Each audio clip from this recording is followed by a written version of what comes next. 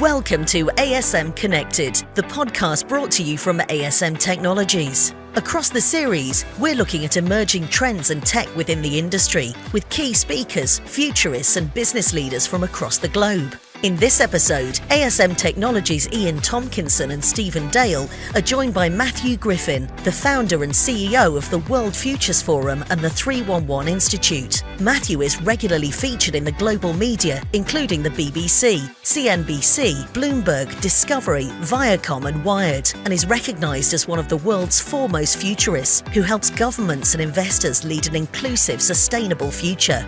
Matthew shares his experience, talking through the challenges our industry faces with climate change, how businesses need to adapt, and how emerging tech can help bring about solutions to a climate crisis.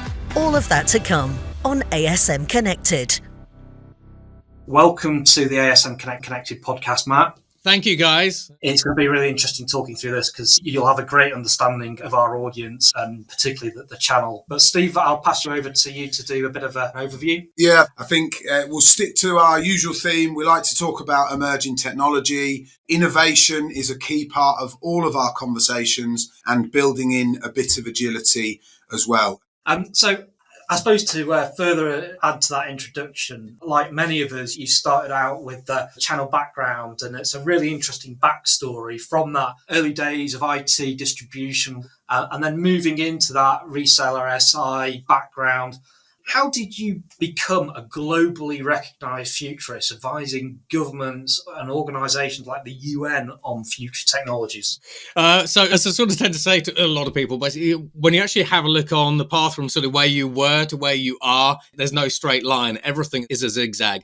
I remember sort of the days working at Micro P, basically under a couple of sales directors who are still there, but I remember having to do 120 calls a day. So on the one hand, when I have a look at my distribution background, it actually really set me up for having conversations with people. But in addition to that, just kind of picking up the phone.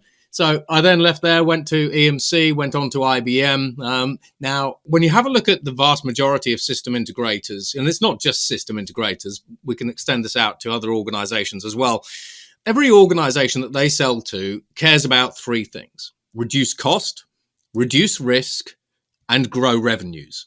Now, from a system integrator perspective, whether it's the likes of Dell, HP, whether it's Tata, whether it's TCS, especially whether it's IBM, Accenture, et cetera, the vast majority of organizations are very good at addressing those first two, so reduce risk and reduce cost. And that's typically, cloud, virtualization. It's all the things basically that we're talking about today. So digitization, so on and so forth. When it comes to grow, though, that's a very, very different story. So while some organizations can see the short-term future, they don't necessarily know what it actually means for them. They struggle to quantify it and really understand what the impact of that short-term future is going to have on their top and bottom line. But when we start having a look at the medium and longer-term futures, everything starts getting fuzzy. There was one company that I worked for in particular that when they started seeing the growth of cloud, everyone sort of came to them and said, look, cloud is becoming a thing. And as an IT model, as an operating model, basically it looks like it will be the future. And they kind of heard that message, but didn't really take it on board, and then got body slammed by AWS, and then obviously body slammed again, basically by Microsoft with Azure and so on and so forth. So within IBM, I actually help different organizations and different C-suites, both within the company and also within IBM's enterprise accounts, see the future. Because again, if you're an IBMer and you're sitting down next to somebody from HP in front of a CFO, and the CFO is saying, okay, so why you? Both HP and IBM are going to be able to say, well, as giant system integrators, we can help eliminate $25 million worth of cost from your operations by doing X, Y, and Z. And we can de-risk your business by selling you this type of business continuity solution, for example. It's all kind of samey. What I've always traditionally found is the vast majority of C-suite, they want to know what they don't know, but they also want to know how you can actually align their business for growth, particularly in a world that's changing faster than ever before. And seeing around or over that basically horizon is difficult, but it's not actually impossible. And when you actually have conversations with CEOs, and I increasingly have conversations with ministers, prime ministers, all of the G20, they really want to understand how they're going to drive that top line. And there are so many threats to people's businesses today that are actually opportunities that increasingly there are lots and lots of opportunities for those incumbents to change the status quo. And it doesn't matter what industry you're in, basically, everything's being disrupted, and every disruption is an opportunity if you know basically how to tackle it, leverage it, and everything else. And then ultimately, once you have that vision of the future, it comes down to, okay, this is the vision of the future. What technology do I need to buy? What servers, what cloud provider do I need to work with? What DevOps team do I need to hire? Whatever it happens to be. And so from my own particular perspective, I went from sort of A to B by reputation. And everything that I've actually done has been by word of mouth, which ironically, going back to my micro P days, means that I've never really needed to do any cold calling. Which is fascinating. But in terms of that types of customer that you were advising at IBM, I suppose that came down off the back that were they not pushing for that longer term view as well? And I think you were in that sort of public safety team advising like the security services, I believe. Yeah. So there's things I can talk about, things I can't quite talk about. But for example, if you have a look at what we call PSNS, public safety and national security businesses. So this is kind of the Five Eyes. So this is GCHQ, the CIA, NSA, MI5, MI6, those kinds of guys. Ultimately, from a, should we say, business perspective, they don't just want to be level pegging with their competitors where you can guess who their competitors are. They want to be 1 to 2 generations ahead. So within those particular environments, I created something called the Blue Sky Forum. So the Blue Sky Forum was essentially a forum that allowed different stakeholders and shareholders to come together to discuss really the art of the possible. So things that were actually coming down the line. So when you have a look at encryption, for example, particularly within the national security space, we have quantum computers coming through. When we get to the point where we have 1,000 qubit quantum computer, then really we believe, based on analysis, we should be able to crack 4,096-bit encryption in under 8 hours. And obviously, when you look at AES 256-bit encryption, it's kind of a couple of minutes. So from a national security perspective, they really wanted to see beyond the horizon, because actually it made a difference on the ground as to whether or not they spotted different terrorist threats, attacks, different serious organized crime groups doing whatever they sort of get up to. And very, very few people were having those debates with them or discussions, even presenting information that allowed them to get a particular point of view. Might as well stick some emerging technology in this one.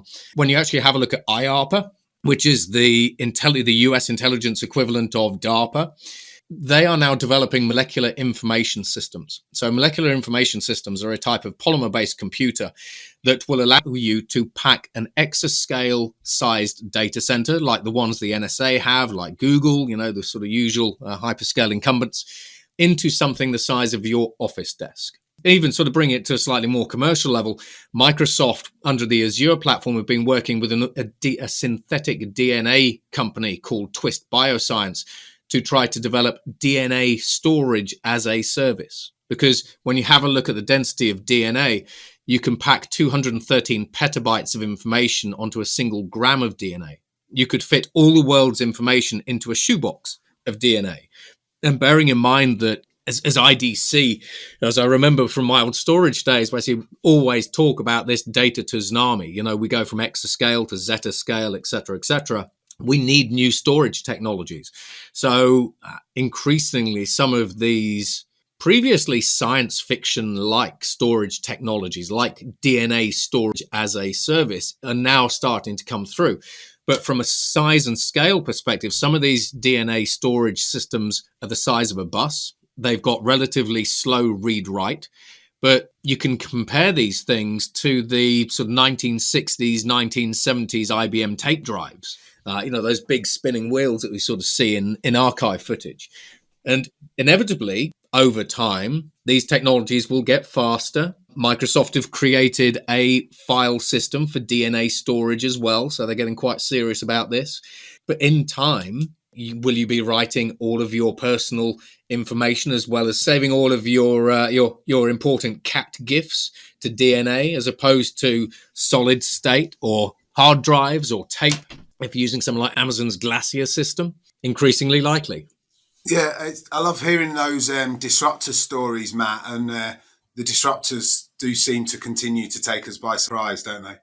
So the technology that you're talking about and it coming out of sort of central government, top secret type, all the fascinating stuff, I'm really interested to see how we can sort of start to utilize some of that technology to tackle the environmental problems. Decarbonisation seems to be the phrase that we're talking to customers about at the moment, but it's on the agenda for most businesses, as it has been for technology companies. But obviously, we're not just consumers of energy and producers of waste, but I think the world's almost looking to the technology sector now to help solve the problem and not just be our little part of the problem or solution. So how is this technology you're talking about going to be applied to help with that big picture issue? Okay, so when we have a look at trying to solve, for example, the global climate crisis, basically which is leading to extreme weather events that over the past sort of 20 years have increased in number by over 600%. So just to put the extreme weather into context, since the year 2000, we've seen 1.23 million people killed by extreme weather. We've seen 4.6 billion people on the planet affected in some way by extreme weather, whether it's, floods, whether it's heat waves, for example, as we've actually seen across Europe and North America. And from a damage perspective and from an insurance perspective, insurers have now paid out over $2.93 trillion. So when we actually have a look at trying to solve the big issue that is climate change, bear in mind it also has an impact on the oceans. So, for example, when you have a look at oceanic warming, the equivalent of 5 nuclear bombs worth of heat and energy is going into the world's oceans every second, which leads to increases in sea level rises. These are stories within stories and all this kind of thing. But sort of bring it back to the point. Today, we already have the technologies that we need to eliminate 70%, at least 70% of all global greenhouse gas emissions, particularly CO2. So when we start looking at these as a timeline, the first thing that we can actually do is use artificial intelligence. So a couple of years ago, Google's DeepMind unit, which is an artificial intelligence unit based in the UK, applied their deep learning system to a hyperscale data center, to one of Google's hyperscale data centers. And I remember having this conversation basically with Lloyds Bank, ironically, basically when I was at its system integrator. So in this particular example, Google's artificial intelligence was, should we say, inserted into one of their hyperscale data centers to try to learn the patterns of energy use within the data center. After a 2-week period, it managed to cut the energy consumption of that data center by 20%, which in Google's terms, providing I remember my numbers correctly, reduced their electricity bill by about 20 million, and if applied to their global estate, would reduce their electricity bills by $250 million. Which then, ironically, bearing in mind they bought DeepMind for about 600 million, pretty much paying for itself right there.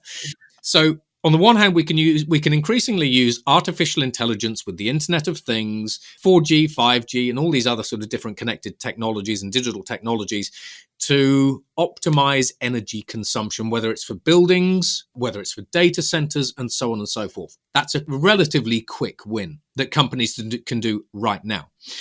However, when we actually have a look at decarbonizing, so let's say we start with energy.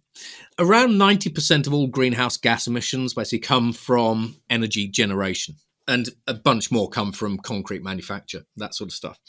Today, from an energy generation perspective, we have over 1 trillion watts of renewable energy installed.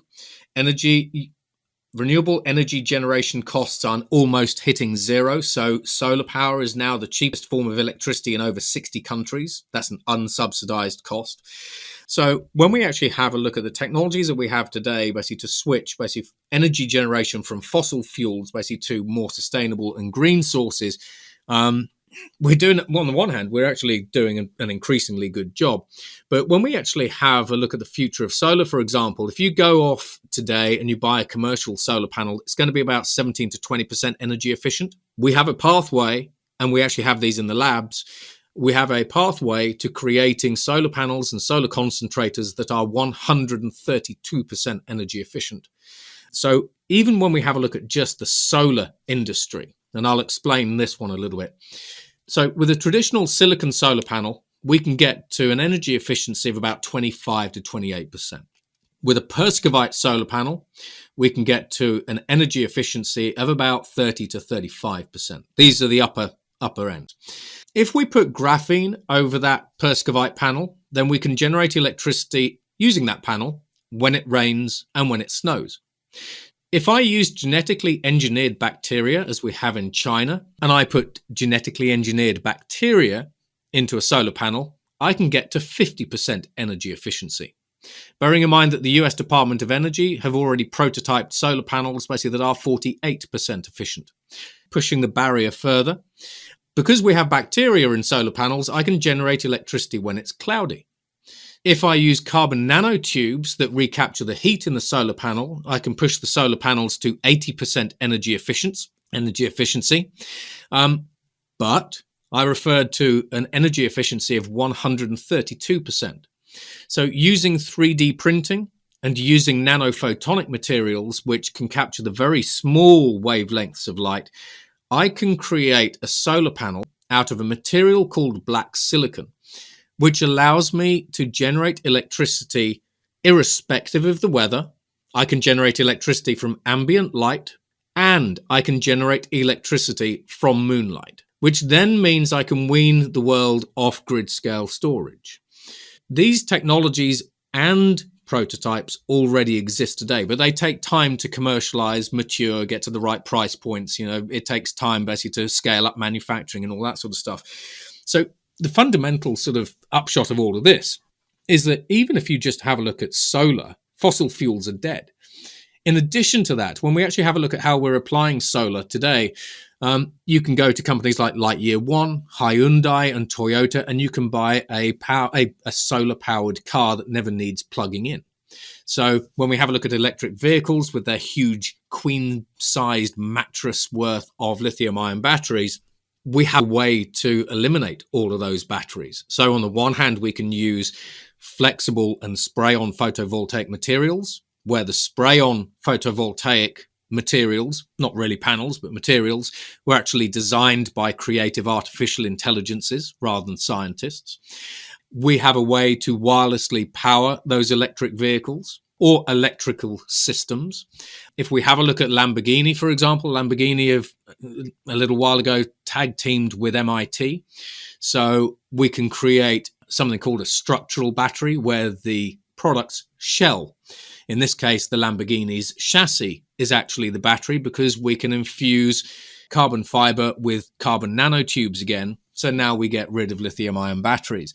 When we have a look at the energy sector, there is so much going on. It's crazy. We've got biofuels. We can grow biofuels basically in the Pacific Ocean 4 times faster with a 4 times greater yield than any type of crop that we can grow on land, bearing in mind that biofuels from crops basically then sort of stirs a lot of debate because essentially we're feeding into famine.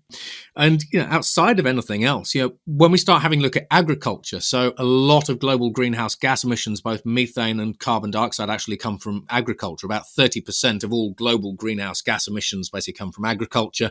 About another 20 to 30 basically come from transportation, which is increasingly being electrified using some of the technologies I've talked about.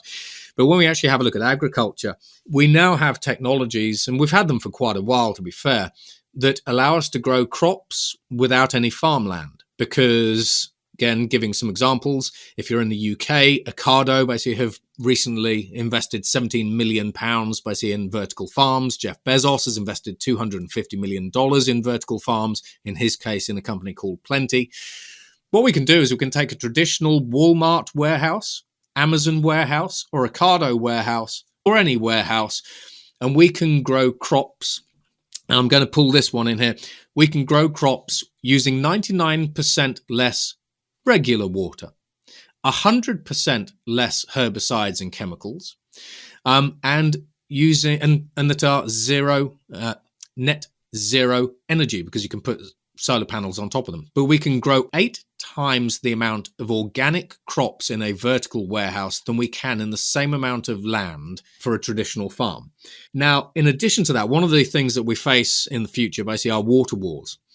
So if I use something called a direct air capture system that draws moisture out of the air, condenses it, and again, we have the US military, we have General Electric, for example, who are creating these. I can 3D print a heat exchanger that generates 500 litres worth of fresh water every day. I feed that into my vertical farm. And now what I have is I have a way to grow crops that uses 100% less potable water than a traditional farm. 100% less pesticides, chemicals, herbicides, and everything else. And generates 8 times the yields that are organic, where crops are grown for flavour as opposed to transportation. We eliminate all the food miles because the crops are grown in your local town. So McDonald's are embracing these types of vertical farms. Walmart, and a whole variety of other organisations are as well. Now, that's sort of growing crops out of the way. When we think about one of the greatest sources of methane, it's cows, cattle. So again, I can take a cell from a chicken's feather. This is via a company called Just. I can take that cell from a feather, put that chicken cell into a bioreactor and grow it in a specially designed cellular culture. And I now have any type of meat that I like. So I have chicken nuggets.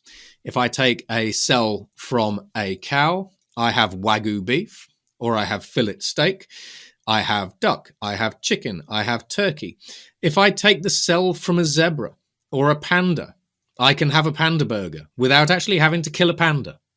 Again, from talking about exponential technologies and this sort of cost performance increase over time.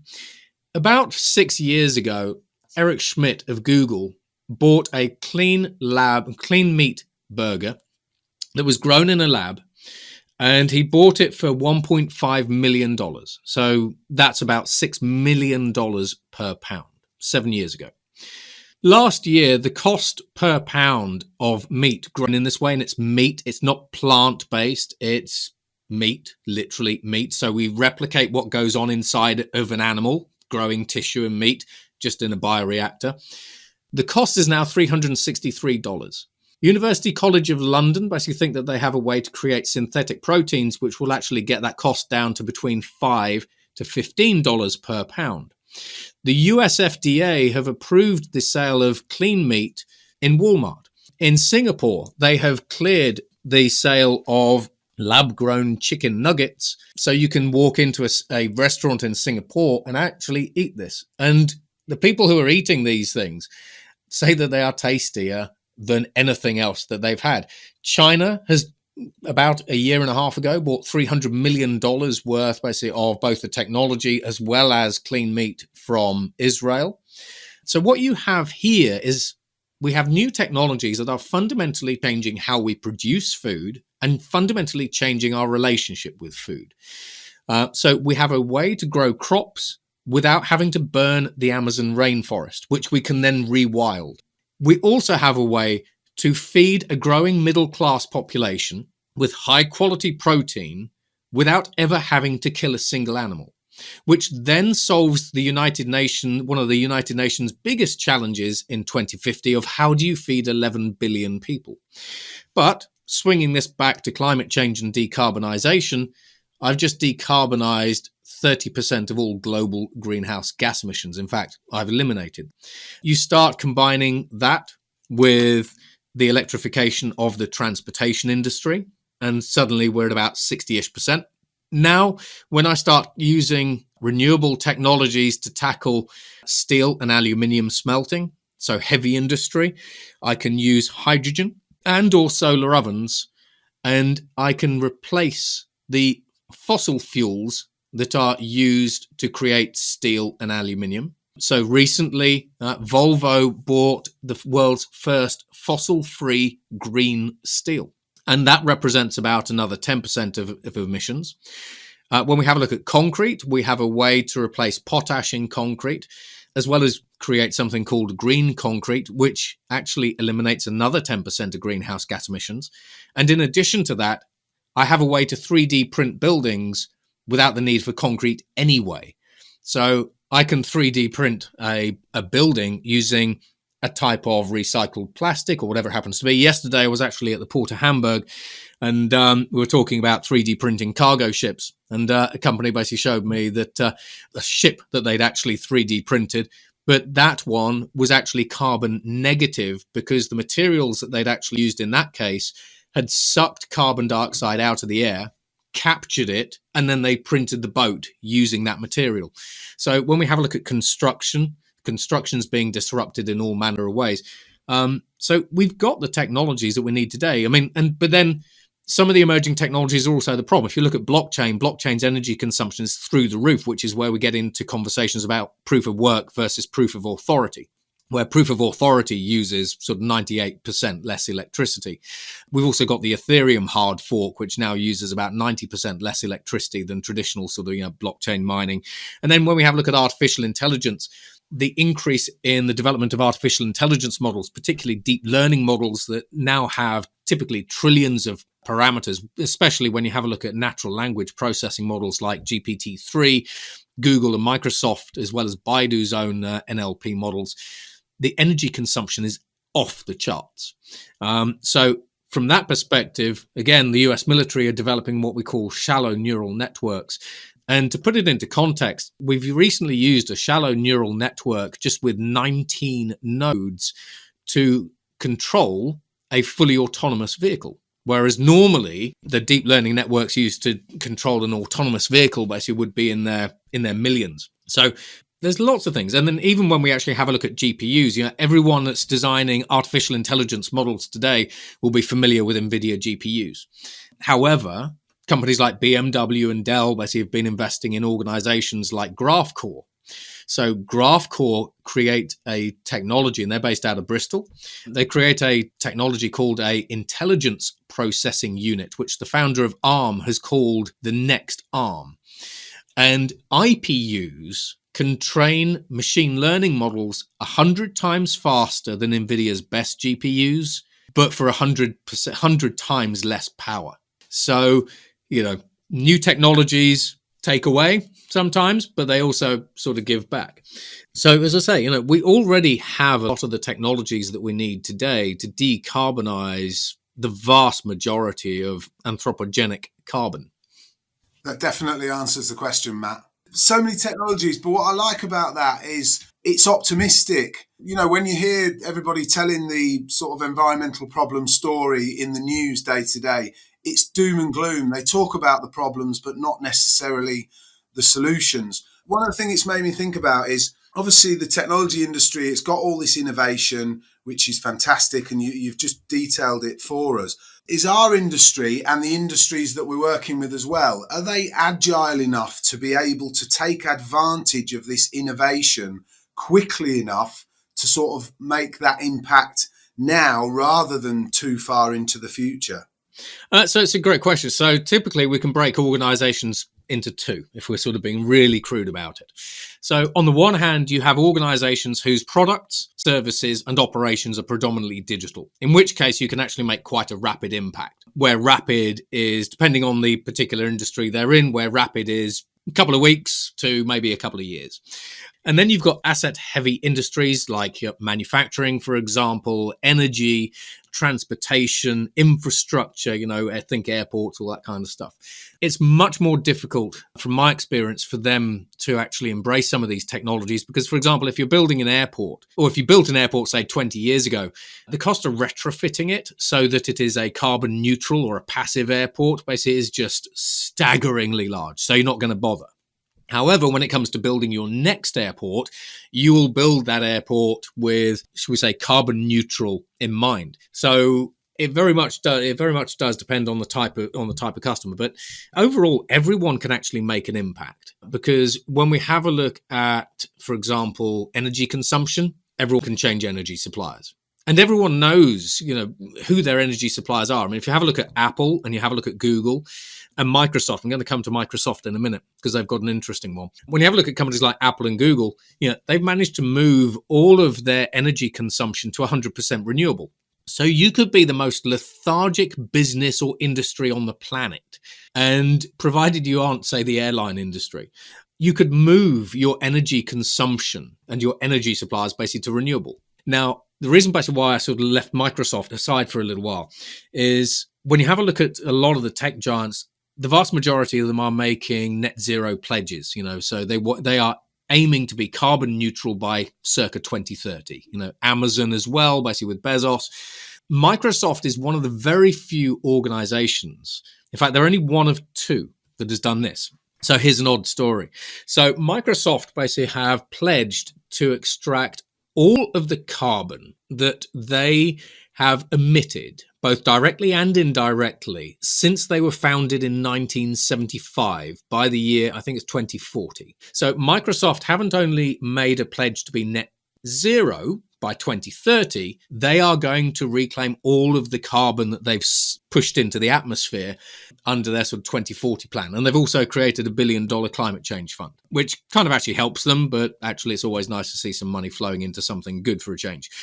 The only other entity that has a huge amount of progress on becoming carbon negative, where they actually suck more carbon out of the atmosphere, et cetera, than they put into it, is Bhutan. So a lot of people probably don't know this, because I didn't until recently. 70% of Bhutan is covered in forests. But in 2009 at the UN General Assembly, they decided to abandon capitalism and the quest for economic growth at the expense of the environment. And they are the only country in the world that is carbon negative. Aren't they on the global happiness scale? Didn't they abandon sort of GDP for global happiness? I love that. So they've got happiness indexes which are actually linked to the environment and all kinds of things, which then brings you to this question. And this is where we now see a tipping point, a societal level tipping point.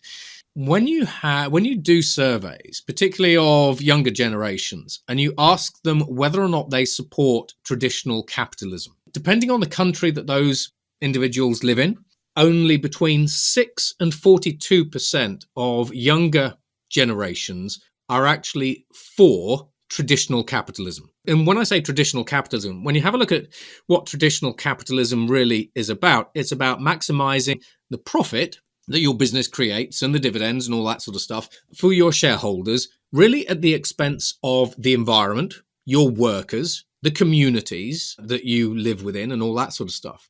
So traditional capitalism, and Jamie Dimon, basically with the New York Business Round Council, has actually said this as well. Traditional capitalism is increasingly seen as probably the biggest threat to the planet Earth, because it, even in the European Union's case, if you are polluting today in the European Union, it will cost you $50 for every ton of carbon that you push into the atmosphere. If I say to you, well, look, I think you should be an environmentally responsible business, and I think that you should actually take a ton of carbon out of the air and, capture it underground, for example. So capture CCS, so carbon capture and storage solutions. That will cost you $110. Now, how many organizations and how many CEOs are going to go to their shareholders and go, so, I've got a great idea. What we're going to do is we're going to focus on carbon zero or net zero. So I'm going to be spending $110 to suck a ton of carbon dioxide out of the air and shove it underground. The shareholders go, well, hang on. So it's costing you $50 to pollute. So you want to spend $60 extra to not pollute. What happens to your profit in that case? Oh, well, it goes down. Well, what happens to our dividends in that case? Well, they go down. Well, don't do it. You're stupid. If you do it, we're going to get you off the board. So what we've seen, and this is sort of a slight shift now that I'm seeing around the world, we're increasingly seeing the shift from what we call traditional capitalism, that alienates people, that treats people basically like commodities. If you have a look at a lot of warehouse workers, Uber drivers, for example, have been managed and fired by artificial intelligence, very similar basically with Amazon workers as well. When you have a look at the move from traditional capitalism to ethical capitalism, basically where ethical capitalism is a model based on what we call the economics of mutuality, that tries to ensure that all of the stakeholders within a business actually benefits. So it's typically finance benefits, people benefit, community benefits, environment benefits. This was something that was sort of put together originally by Mars, basically in about 2010.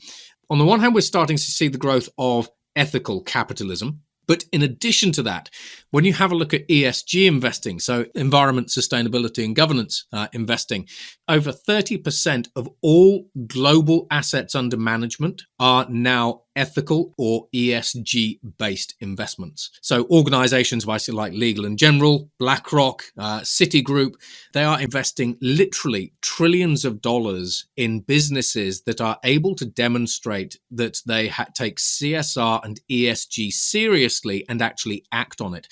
And going back to sort of Jamie Dimon's story, in 2019, Jamie Dimon sat down with over 250 of the Fortune 250's CEOs and sort of boards and all that kind of stuff.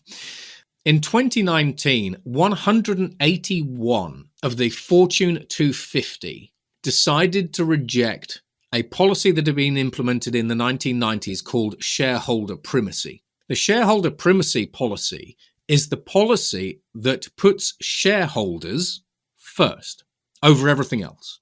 So Jamie Dimon and the New York Business Council, which also included Jeff Bezos, decided that they would no longer put shareholder interests first. They would actually put the interests of ESG, the community, the world, and all this sort of stuff first.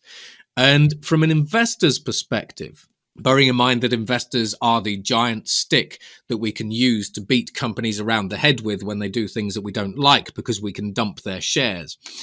All of a sudden, it kicked off a revolution not only in ESG investing, but also in the growth of ethical capitalism.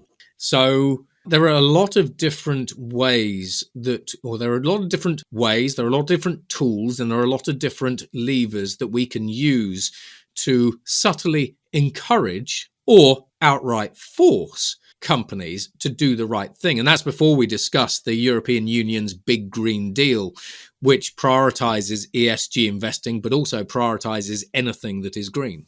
Great. I suppose in terms of that ESG first, I have actually read a number of books about that, and we're starting to see the rejection. And I think BP was the example where you can't just change your logo to some leaves in green to show that you've got a green policy anymore. You actually have to be authentic in your delivery for your shareholders and for your customers as well. Well, absolutely. I mean, so as I started coming out basically of system integrator world and everything else, one of the first meetings that I actually had basically was with a particular energy company, a particularly giant energy company, who said, okay, so, we see that the world is changing, and this is an oil and gas company. We see that the world is changing. We want to disrupt. And it's like, well, okay, what do you want to disrupt? Do you want to disrupt yourselves, the market, what? And when you have a look at the oil and gas giants, they've loved the status quo because the world has lived on oil basically for decades now. It used to be the case basically that when oil prices fluctuated, the global economy was affected, and Bloomberg about a year to 2 years ago basically said, we have finally seen the decoupling of oil prices from the global economy. In other words, basically, when oil prices go up and down, as they always do, they no longer have the same level of impact on global GDP growth or decline that they used to. And when you have a look at these giant oil and gas companies, they sat back, and they waited until really their hand was forced. And again, it's almost the ideal example, basically, of the power of shareholders and investors. I remember sitting through lots of meetings at the London Stock Exchange, but also Stock and the Deutsche Börse, where investor after investor after investor just went dump oil and gas stocks. And investors were pulling out of oil and gas stocks like crazy, and they still are. When you have a look at a lot of the sovereign wealth funds and sovereign pension funds that are worth trillions of dollars in some case, they dumped oil and gas like crazy. And that hurts basically the share price of companies like BP and Shell and Exxon and Chevron and all these other organizations. And they have to move. But while they're now starting to move, BP are now investing in building hydrogen plants basically in Teesside. They've got renewable energy projects, so they are starting to move in the right direction, which is good to see. So we still have to say it is good that they are moving. You can keep beating these guys up, but frankly, it's good that they are actually moving and starting to change the status quo, albeit the fact that they had to be forced a bit. But when you have a look at organizations like Chevron, I was having a conversation basically with the Chevron CEO a little while ago, because over in California, you see a huge number of blackouts caused by faulty electrical infrastructure because, you have an overhead power line that sparks and then that sets off a Californian wildfire. And oil and gas companies now start seeing opportunities basically to move into things like, graphene production and all kinds of different things. I suppose the good news is basically oil and gas companies have finally got the message after being kicked up the rump, time and time and time again. And they are actually now helping accelerate the shift from fossil fuel-based sources to renewables. I mean, fossil fuels still represent a huge amount of their business and their profits and everything else, but they are actually starting to do something, which then means that, there is actually hope when we look at the future. And even when you have a look at things like carbon capture and storage solutions, one of the biggest investors in the space at the minute is Shell. They've been repurposing scientists to try to create new catalysts and new compounds and chemicals that help us suck carbon dioxide out of the air faster than ever before. And the reason why, on the one hand, it's the right thing to do, but actually at a really fundamental level, there's money in it for them. One of the most exciting things for me, Matt, from what you said, is the fact that we can get some of these solar panels that work in cloudy weathers up to the northwest of England. I think that's a giant leap forward. There's a little story basically. Elon Musk basically came into the UK about 2-3 years ago basically, and he sat down basically with a bunch of reporters and everything else, and they said, "Look, we know that you're trying to peddle solar panels, because he owns Solar City." And they said, "Look, I'm not being funny, but but in Britain, in the UK, we fundamentally live in a country that is covered by constant cloud and rain. I mean, just look at this summer that we've had." And they said, you're never going to be able to sell solar panels into the UK because we just don't have the sun for it. And this was sort of before some of the developments that I mentioned earlier. And he turned around to them and said, "Well, you got plants, haven't you? Don't trees grow basically in the UK? Don't they use sunlight basically to produce their own sort of nutrients and chemicals and all that kind of stuff?" And this sort of puts it into quite a good perspective. Nature's been doing things really, really well for billions and billions of years. But finally, humanity is now starting to get to the point basically where we have sufficiently advanced technologies and tools to actually either emulate nature or even improve nature, which is why, when you have a look at photosynthesis in plants, it's typically about 30% energy efficient. We now have the technologies to blow way past that. And then it comes down to a case of investing in those technologies, deploying those technologies at scale to start saving the planet. So hence the term, people, planet and purpose. That's, I suppose the thing that whole message gives us is hope that our grandkids are going to have a future and that the technology is already there. We don't need to be sort of pushing the boundaries too much in terms of new technologies because it's, as you say, it's already there, and a lot of it is provided by nature, which is fantastic. Which then sort of, when you talk about grandkids, that sort of brings us on to another little story, if you'll humour me. So the year 2028 basically is very significant to everyone on the planet for a reason that most people don't know. By the year 2028, most health tech organizations and biotech organizations believe that we will have sufficient enough healthcare breakthroughs that will allow us to add over a year's worth of life to people for every actual year that they've lived. So it's a health tech term called escape velocity, which then brings us to this. So I did a keynote session basically at the London Science Museum and kind of started with this. I said, and it was on future healthcare. And I said, what if healthcare technologies add an extra 30 years to your life? Bearing in mind that I can already 3D print a human heart. So if you have a heart attack, do you want a new one? Whole conversation for maybe another time. If I could extend your life by another 30 years, how does that impact you? It impacts basically your assets. It impacts how you save, how you invest. It impacts the wills that you write, the wealth management programs that you put in place, basically depending on your banks and all that kind of stuff. But from an environmental perspective, for the people who sort of go, well, you know what? I won't be alive in 2050 to see Miami and Florida sink and to see, London burn as global warming melts the concrete of the buildings and all this kind of random stuff. You actually could be. So if we have the healthcare technologies that will let you live another 30 years, so this is sort of where the age of 125 becomes the new 60, do you suddenly care more about the environment because actually you're going to see some of these problems? And even when we have a look at global sea level rises, we've got 470 cities with over 1 billion people that generally will be underwater by the year 2050. Wow. Yeah, I don't know if my diet of panda burgers will get me to an extra 30 years there, Matt. It contains all the right nutrients for you, which is something Nestle are actually doing, although they're doing it basically with 3D printed food, not panda burgers. Just to put that in there. Don't want Nestle complaining. Yeah, I can't wait till the day I walk into to McDonald's and see the panda burgers on offer. I'll have a little smile there to myself. But I suppose just to I'm conscious of everybody's time. Just, I suppose, some light-hearted questions, a couple of sort of warm-down questions to just get a bit further insight. I'm really interested to know, what is your favourite tech gadget as a futurist? Ooh, tech gadget. Actually, my favourite tech is actually no tech. Having a conversation with someone yesterday where I'd like to actually just go and sit in a desert off-grid. But I suppose basically my favourite tech gadget at the minute, to be honest, have to be a smartphone. There's a Reddit conversation a little while ago, basically, where I said, how would you explain modern day technology to somebody from 100 years ago? And I said, with smartphones, in my hand, I hold all of the world's information. As we start seeing brick and mortar retailers facing the retail apocalypse, as someone sort of said to me ages ago, how can brick and mortar retailers compete with a gadget that gives you access to the entire universe? So I'd have to say smartphone. No, fair point, yeah.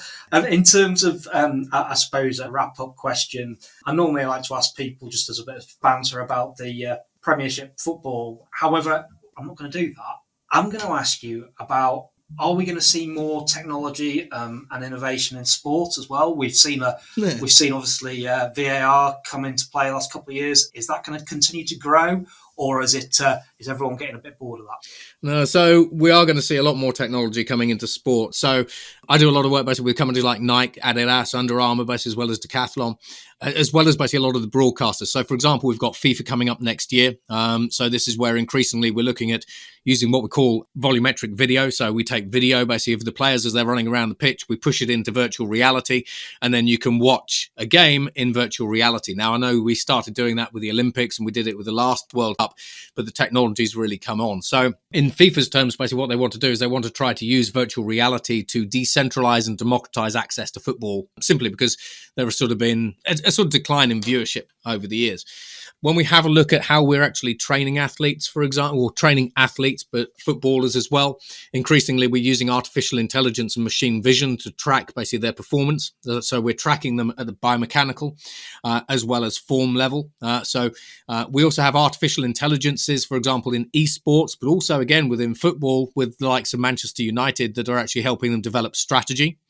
So I know a lot of people are probably going to say, well, you should probably fire the artificial intelligence, but sort of bringing this over to esports, we've seen artificial intelligences beating the best human gamers for quite a number of years now, whether it's Go, whether it's Dota, whether it's StarCraft. And courtesy of organizations like Falcon AI, those artificial intelligences that thrashed human players are now helping those human players develop new strategies to get better. So it's actually something called the Centaur Principle. And this applies to the future of work as well, because we have humans on the one side. We are very creative, slightly illogical. And we have artificial on the other side that has access to all the world's information and is logical. When you actually put humans together with artificial intelligences, we as humans learn in new ways. And then when we have a look at wearables, basically we're seeing wearables being used to track player data like crazy, whether it's cortisol levels and stress levels, whether it's hydration levels, oxygenation levels, lactic acid levels, and all this sort of stuff. And then even when we actually have a look at the use of virtual reality, we have virtual reality being used by Formula One. So you drive around the circuit in virtual reality. It actually gives you a sense of the track and actually helps you retain information 30% better. So technology basically is now increasingly a human performance differentiator, both at the local grassroots level, but also the Olympic level. So much so that at the Olympic level, there is now a new term that's being coined called tech doping.